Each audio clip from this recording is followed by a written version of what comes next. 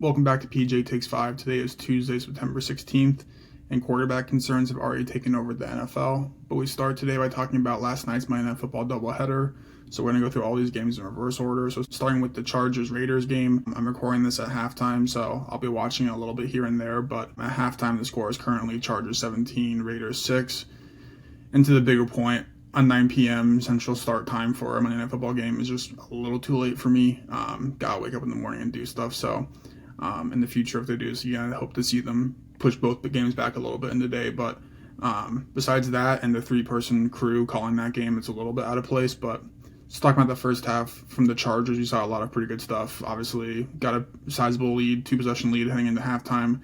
I'm a little surprised in general that the offense doesn't feature Amarian Hampton too much. The first-round pick out of UNC seems to fit the mold of that downhill runner that Harbaugh covets, but they've been doing a pretty good job on featuring Justin Herbert and that passing offense throughout the first two games here. A big performance against the Chiefs a week ago, and they're following that up with another big game here. 2 touchdowns in the first half, the 160-yard bomb to Quentin Johnston to really get the scoring to a point where maybe the Raiders can't really catch up. On the defensive side, the Khalil Mack injury looks pretty bad. He was on the sideline there with a sling on his arm. A really big piece of that defense, both on the field but also just being a leader of that group. He's in there with Derwin James, the leaders of that defense, so it'd be a big problem that not have him for the long run here, but should probably be able to get out of Vegas with the win, even without Mack on the field. For the Raiders, starting with their offense, you look at Ashton Genty. I thought he had a much better first half than he did in either half last week, featuring some of that explosiveness and the ability to find the hole and punch through it. So pretty good stuff from him. Obviously, Geno Smith, tough start today with an interception on the first play. That a safety jumped and then got batted up into the air for a linebacker there. But threw another pick at the end of the first half there, kind of an arm punt situation where you're going deep on third down and it gets to the 1 and the guy picks it off and charges it back up, and it's not the end of the world. But definitely a much better outing last week than this week so far. And then that Raiders D-line, we all know Max Crosby, but Tyree Wilson playing pretty well in that first half. Got the big pass deflection on third down there to get the Raiders defense off the field. So Raiders look pretty good, but they're kind of in a transition period where they're just looking for Geno Smith to hold it down and to develop the young guys they have in that offense,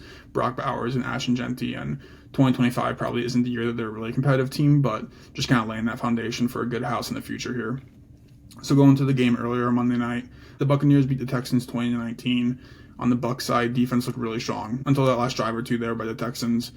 Great goal line stop to prevent the touchdown where Stroud had 2 chances on 3rd and 4th down to throw it in there, and they covered up Nico Collins pretty well. Could have had a game there for the Bucs with a Yaya Diaby interception that got thrown right to his face, but he just dropped it.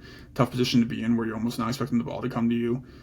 On the offense there, Baker, game-winning drive was so great to see. Really just a true gamer and a guy that an entire team rallies behind. You saw him get into the face of Chauncey Gardner-Johnson, and I think that's a thing that the O-line, the position players, they really react to that and know that their guy in there is getting gritty and fighting for them. So he had that 4th down run on that last drive to scramble up for about 15 yards.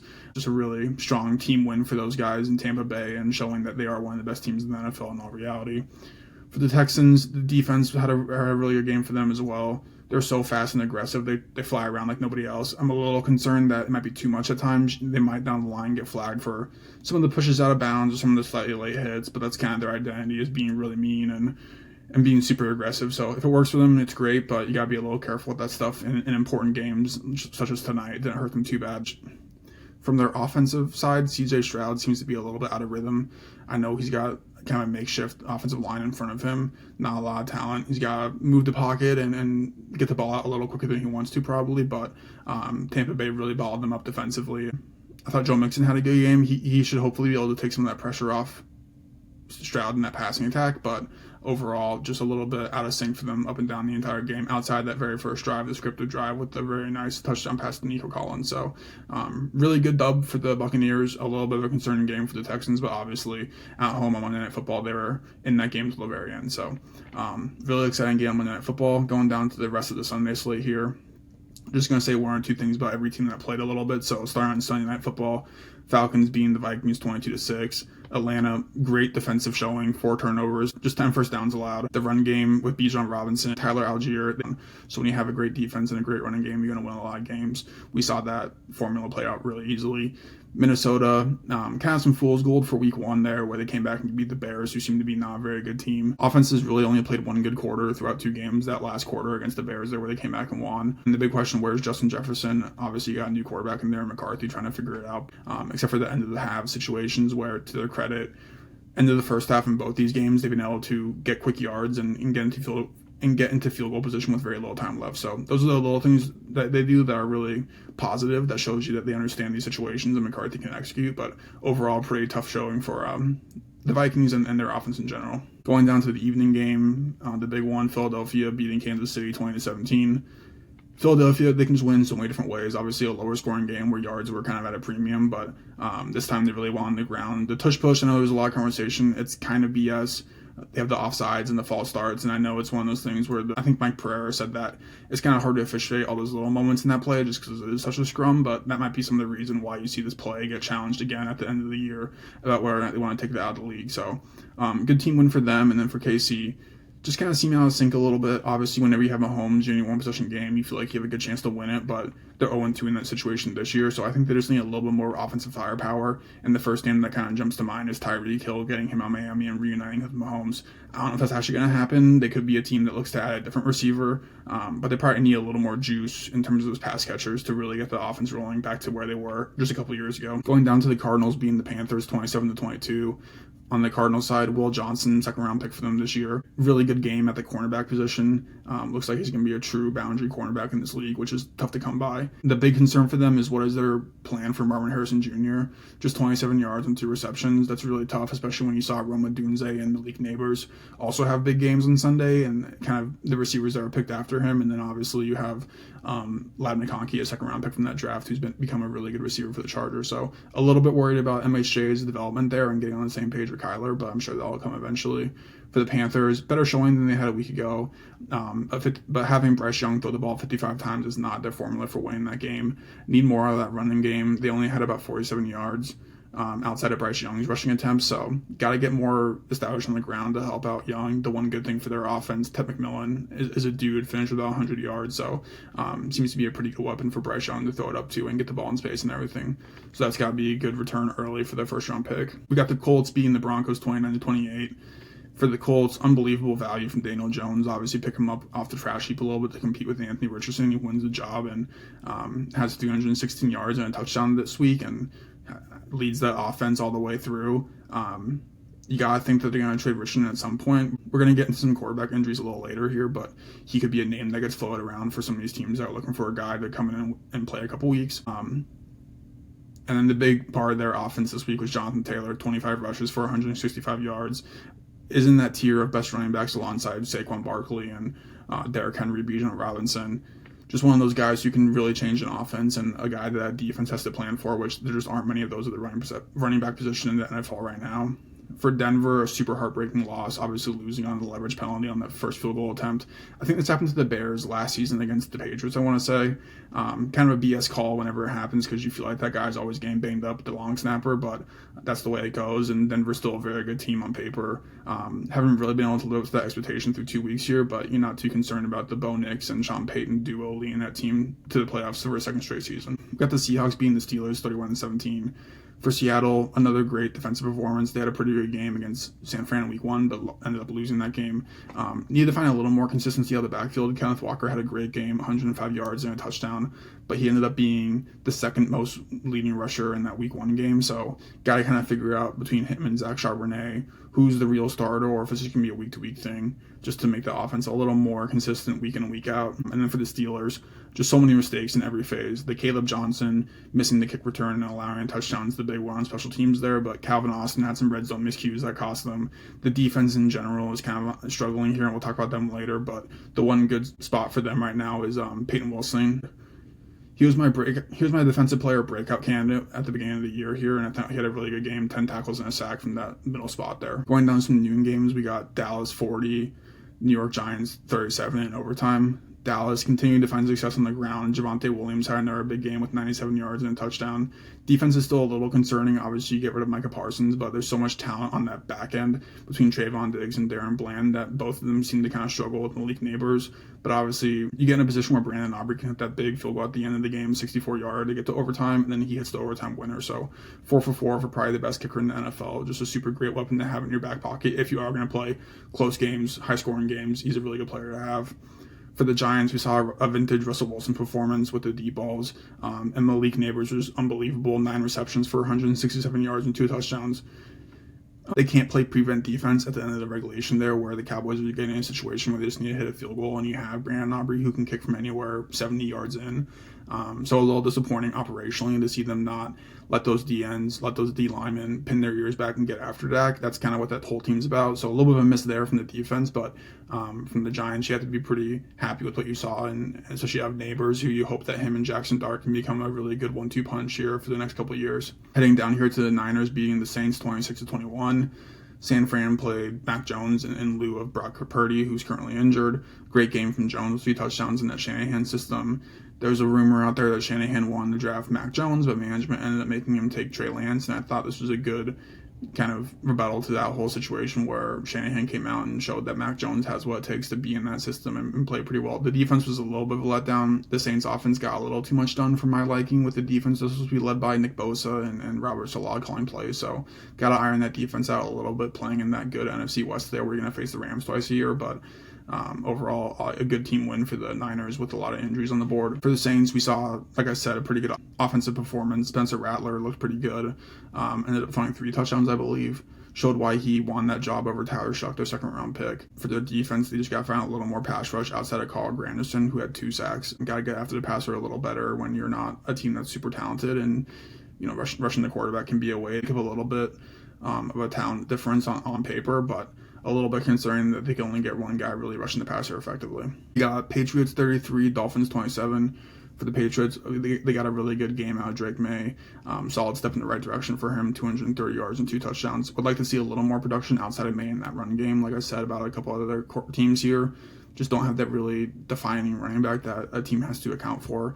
They're hoping Trayvon Henderson can become that, but as of right now, it's really just the Drake May show, and that's easier for a good defensive scheme. I wouldn't put the Dolphins in that category, but overall, a good step for Drake May, but would like to see a little more around him on that unit. And then for the Dolphins, good step for them. At least they were in this game playing pretty competitive football after being blown out week 1 by the Colts there.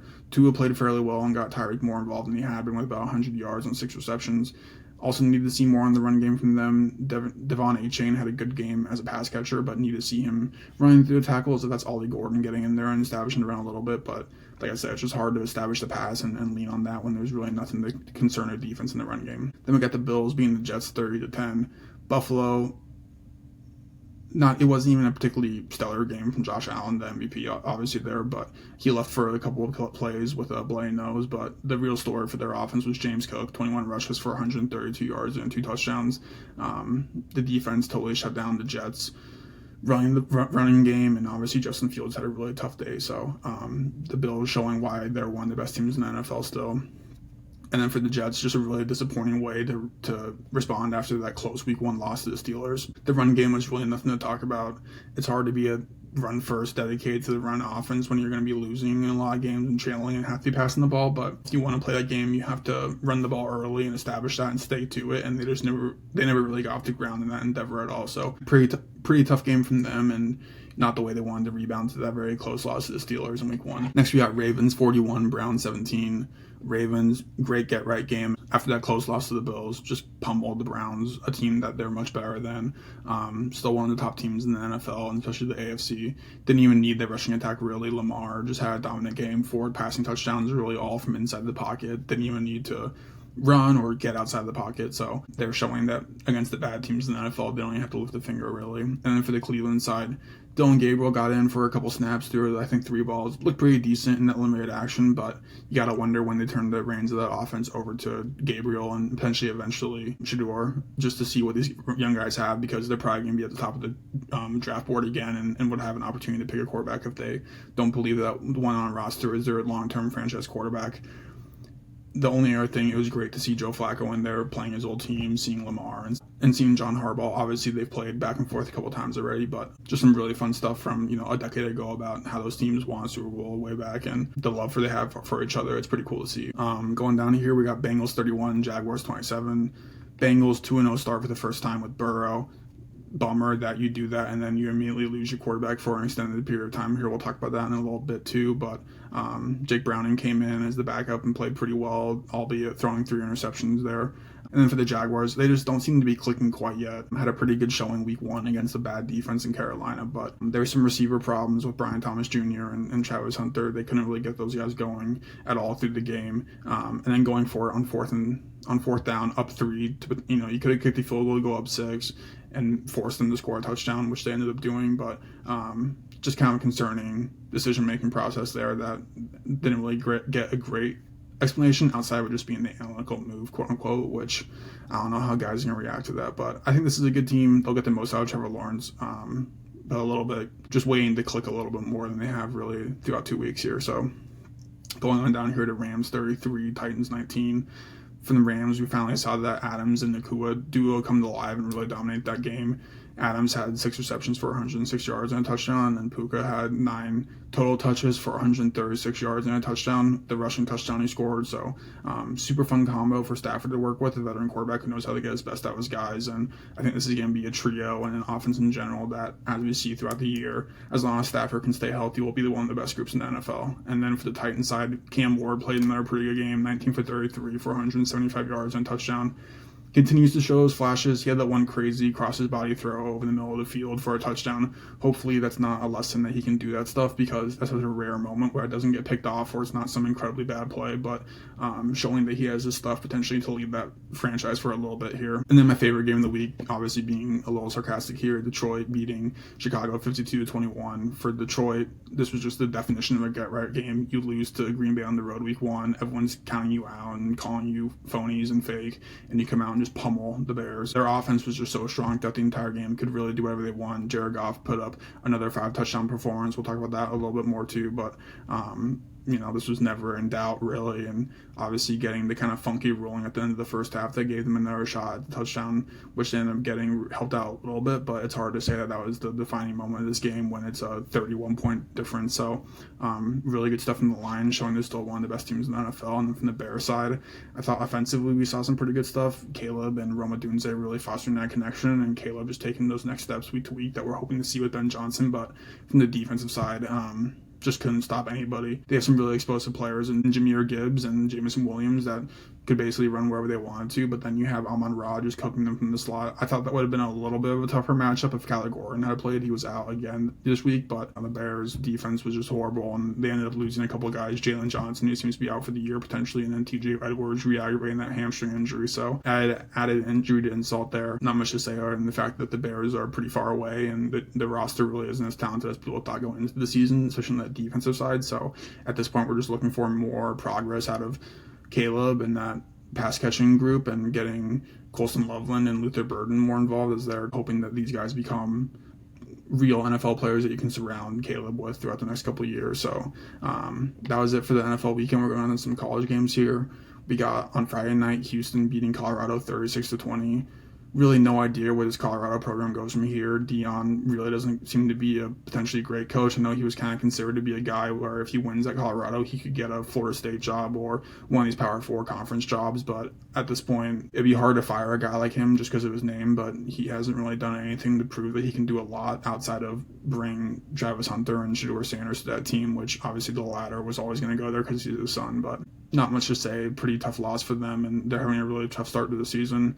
Another Friday night game, UNM beating UCLA 35-10. Just a complete pummeling. UNM and their coach Jason Eck, they're so physical. Both sides of the ball just up front. They really just bullied UCLA throughout that entire game. UCLA ended up firing the coach, Deshaun Foster, after just 15 games. I believe he was 5-10 in that span. And it's one of those games where UCLA paid UNM $1.25 million to come in, and UNM ended up taking that win and going home. So I see the Lobos as a potential ranked team in the near future, a team that could potentially get into the college football playoffs if they win the Mountain West with a pretty good record. And I see Eck as a guy who could get one of those big-time jobs if they're available at the end of the year, because I think he's done a really good job with that program so far. They were in it against Michigan pretty late. Obviously, Michigan's a pretty good team. They're a really interesting program, and I think one on the rise here. In the last Friday game, we got Arizona beating Kansas State 23-17. Just a nightmare start to the season for Kansas State. They're 1-3, including losses to Iowa State, Arizona, and Navy. And then their only win is a narrow victory against North Dakota. So a team that was ranked preseason, but just looks to be one of the worst teams in Power 4 football.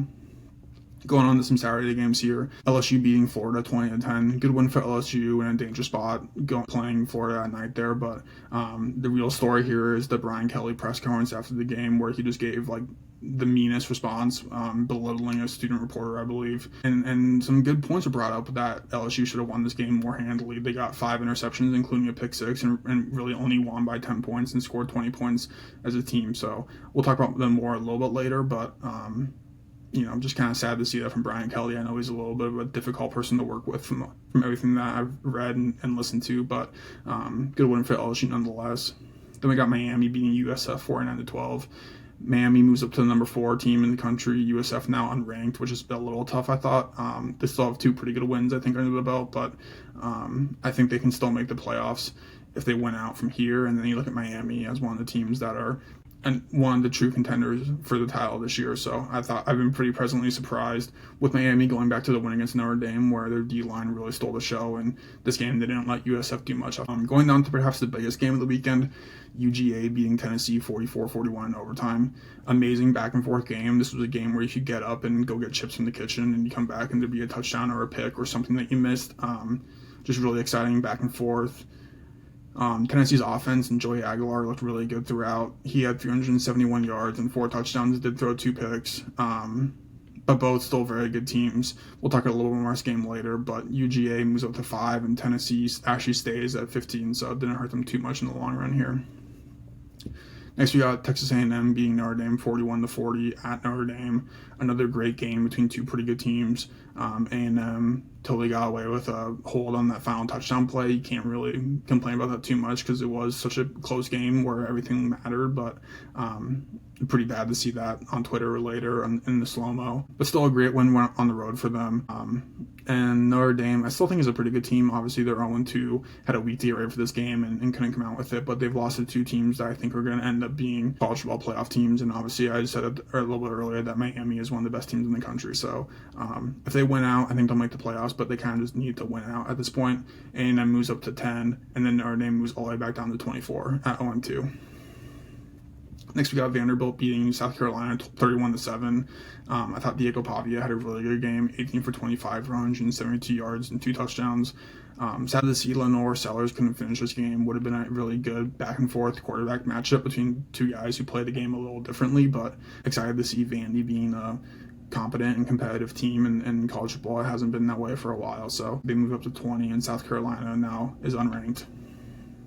Then we got Georgia Tech beating Clemson 24-21 at home. Great performance from Georgia Tech offense. We'll talk about them more later as well.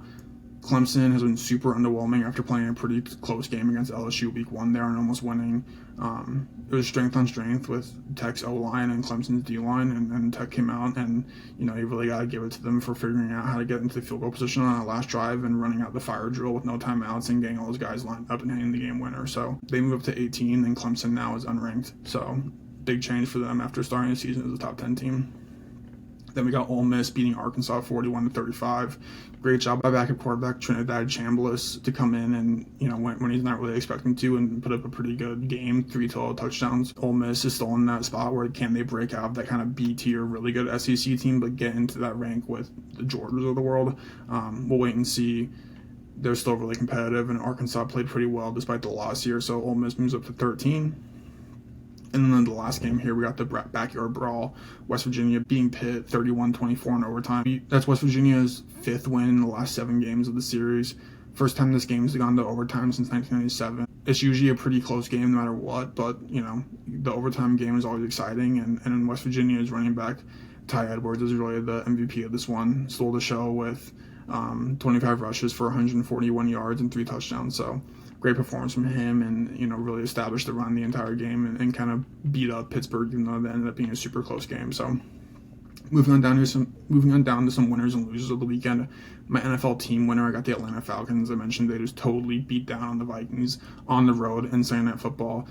Kept the Vikings to under 200 yards. 6 total sacks, really strong defensive performance. And then you look at what they did with the kicker position, swapping out Young Hoku for Parker Romo after Koo missed the potential game-tying field goal in week 1 there. And Romo ended up being a big part of that team's success, had 5 for 5 field goals and then tacked on an extra point. So you ended up with 16 points out of a guy that was on your practice squad. It's really cool to see them make that decision and for it to work out for them. My NFL team loser had the Chicago Bears. Not much to say except for the defense was awful. Allowed scores on 7 straight possessions, had no answer for Goff in the offense. They have so far to go, and they may be without Jalen Johnson for the rest of the season. So, again, the only really positive thing here was that Caleb and Roma Dunze looked pretty good. My NFL offensive winner of the week in that same game, I have Jared Goff, 23 for 28, 334 yards and 5 touchdowns. Same number of incompletions as touchdowns is just crazy. Ty Stafford with 4 games of 5+ passing touchdowns, and only 10 players have thrown more such games in NFL history, and it's everybody you would think of. Brady, Mahomes, Manning, Drew Brees, Ben Roethlisberger, these types of guys who are all considered to be surefire Hall of Famers, and Jared Goff's kind of putting his name in that circle as a guy who can really lead an offense to great success. So it was a great week to be Jared Goff for sure. NFL offensive loser of the week, I have Brian Thomas Jr.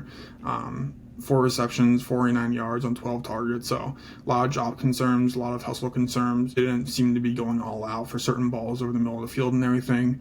Had a really strong rookie year. You got to wonder if he's a little bit turned off by the fact that they ended up picking Travis Hunter after all that. But no matter how you slice it, just need to be a better player and give more to your team. My NFL defensive winner of the week, I got Milton Williams, Patriots D tackle, 2 sacks and 3 total tackles from the inside spot there, which is pretty tough.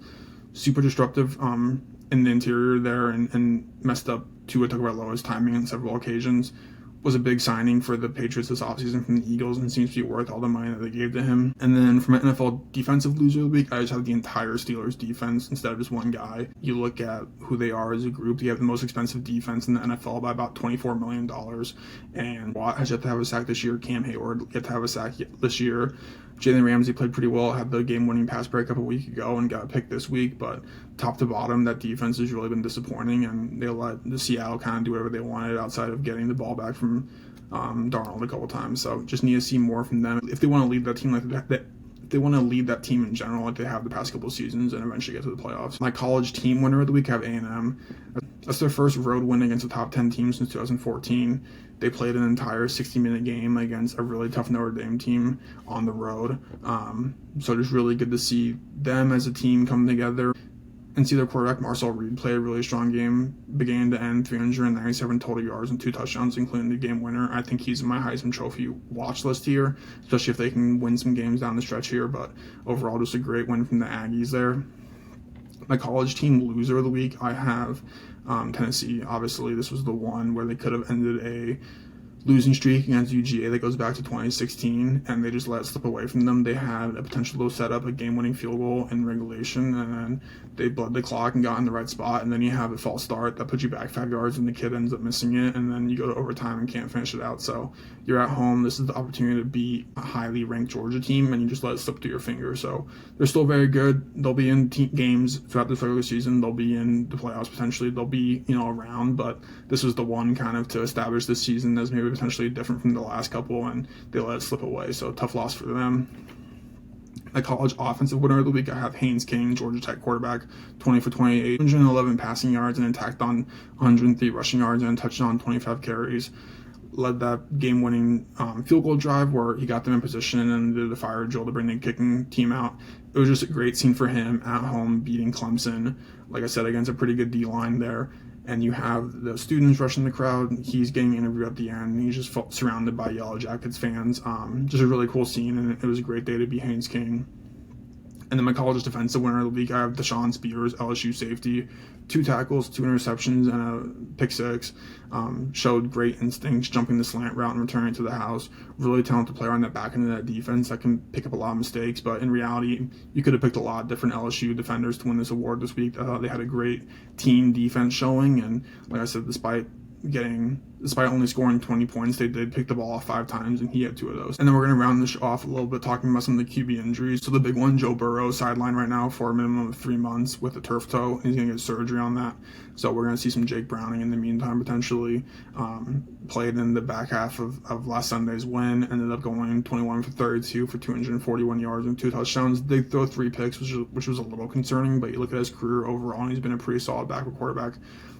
A little less than 2,200 yards, 14 touchdowns, and 10 picks in 10 games over 3 seasons. He did play about 7 games in 2023 where the team went 4-3, so he's capable of treading water at least until Burrow comes back if he is able to, but just a little concerning to see a great quarterback like Burrow go down after getting the 2-0 start that he's been looking for the past couple seasons. So hopefully Browning can keep them afloat and Burrow can come back after his surgery, but it is worth knowing that Brett Rypien is currently on the practice squad, and he'll probably be elevated as the backup, but we'll get into some different backup options down the line here a little bit. Other big injury, J.J. McCarthy, likely to miss week 3 at least with an ankle injury. Could potentially miss more, could maybe play this weekend, but he's not going to go on IR, so it should be relatively quick.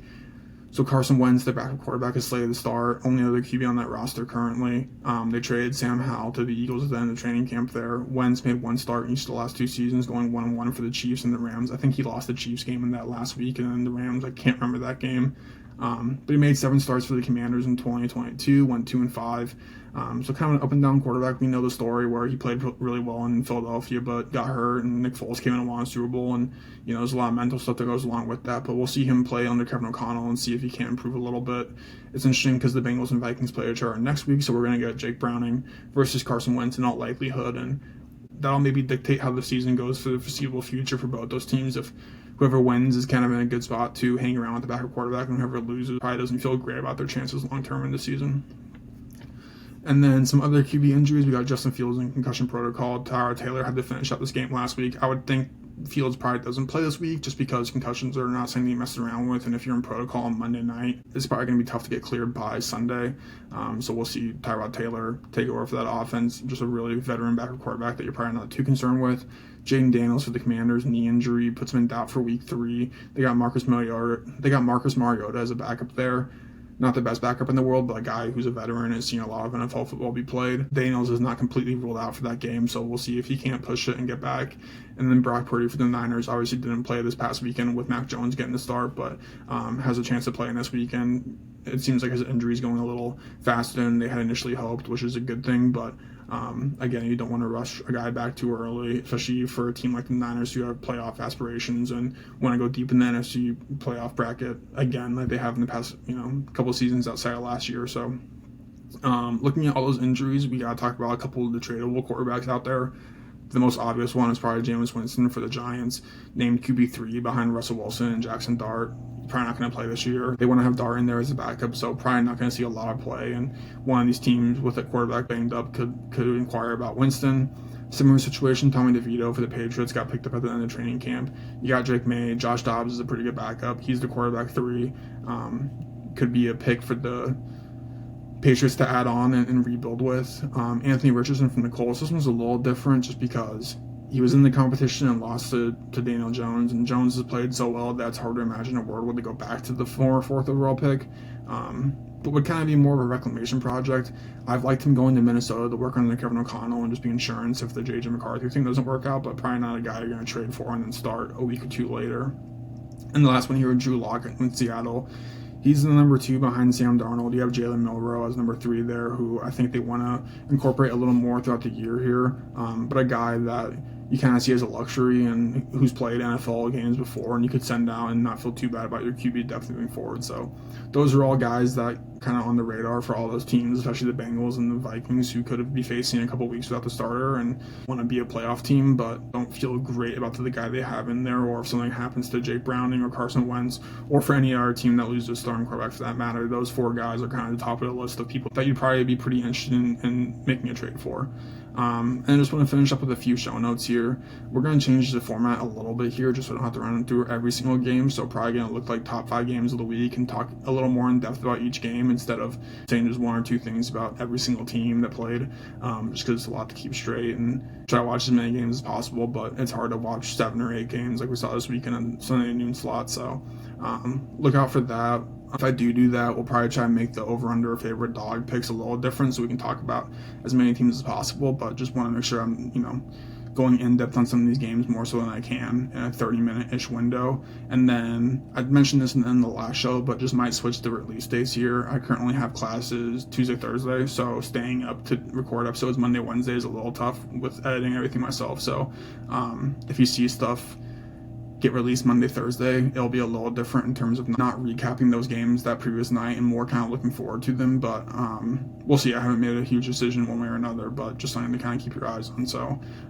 that's it for me. It was a pretty exciting weekend football outside of the Bears getting shellacked, but overall, we're kind of in the full swing here, and we're going to see some more stuff and see where teams lay and who's the real contenders and who's kind of pretending through a couple of weeks. So I'm really excited to preview the next week and get back at it. So talk to you guys then. Bye.